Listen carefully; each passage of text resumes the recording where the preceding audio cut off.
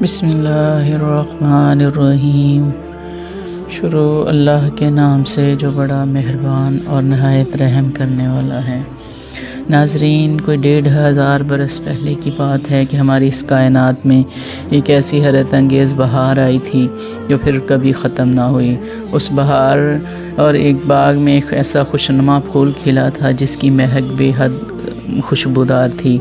بہار ختم ہوئی، خزاں گزری، گرما شروع ہوا، سرما کے تند و تیز جھونکے چلے، پودوں اور درختوں سے رونق ختم ہوئی، پرندوں نے چہچہانا چھوڑ دیا، مگر اس سدا بہار پھول پر اس سے کوئی ناگوار اثر مرتب نہیں ہوا۔ اس کی مہک بس بڑھتی چلی گئی۔ پھر ہوا کے جھونکوں نے اس حسین پھول کے بیج اور کونپلیں دنیا کے بے شمار باغوں میں پھیلانا شروع کر دیں، اور دیکھتے ہی دیکھتے کائنات کے گوشے گوشے میں خوشنما پھولوں کی ایسی دل فریب قسمیں پھیلنے لگیں جن کی مہک سدا بہار تھی، جن کے گرد پرندے ہر موسم میں محبت اور مسرت کے گیت گاتے تھے، اور جو افسردہ چہروں کو نئی رونق اور نئی زندگی بخشتے تھے۔ وہ حسین پھول آج بھی ساری دنیا کے باغوں کی زینت ہے۔ ہر خطے کے لوگ اس سدا بہار پھول کی خوشبو سے لطف اندوز ہوتے چلے آ رہے ہیں۔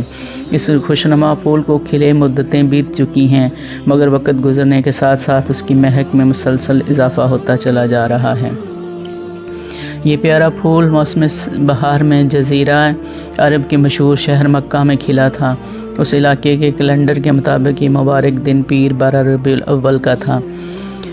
اس مسرتوں بھرے دن دنیا کے سب سے بڑے اور سب سے پیارے انسان یعنی حضرت محمد صلی اللہ علیہ وسلم پیدا ہوئے تھے۔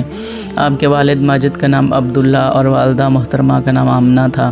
عبداللہ بہت نیک سیرت اور بلند کردار نوجوان تھے۔ حضرت آمنہ اپنے نیک شوہر کی طرح نہایت بلند اخلاق خاتون تھیں۔ آپ کے دادا عبدالمطلب مشہور قبیلہ قریش کے معزز سردار بھی تھے اور مکہ شہر کے رئیس بھی۔ چنانچہ حضور صلی اللہ علیہ وسلم والد اور والدہ دونوں اطراف سے اللہ خاندانی اوصاف اور اچھی شہرت میں پروان چڑھے۔ اس زمانے کے عرب میں دستور تھا کہ شادی کے بعد دلہا میاں کچھ عرصہ دلہن کے ہاں قیام کیا کرتا تھا۔ چنانچہ جناب عبداللہ شادی کے بعد 3 دن تک اپنی محترمہ بیوی آمنہ کے گھر ٹھہرے رہے، پھر آمنہ بی بی کو ساتھ لے کر اپنے آبائی گھر لوٹ آئے۔ کچھ عرصہ بعد تجارت کے سلسلہ میں آپ کو شام جانا پڑا۔ واپسی پر چند ماہ سفر میں رہنے کے بعد آپ مکہ لوٹتے ہوئے مدینہ ٹھہرے تو بیمار پڑ گئے۔ یہ علالت جان لیوا ثابت ہوئی اور آپ انتقال فرما گئے۔ آپ کو مدینہ ہی میں دفن کر دیا گیا۔ آپ کی وفات کی خبر مکہ پہنچی تو آپ کے گھر کوہرام مچ گیا۔ اپنے جوان سال رفیق حیات کی بے وقت موت کے صدمے سے حضرت آمنہ رنج و غم میں ڈوب گئیں، اور سردار عبدالمطلب بھی نوجوان بیٹے کی ناگہانی موت سے بے حد پریشان ہوئے۔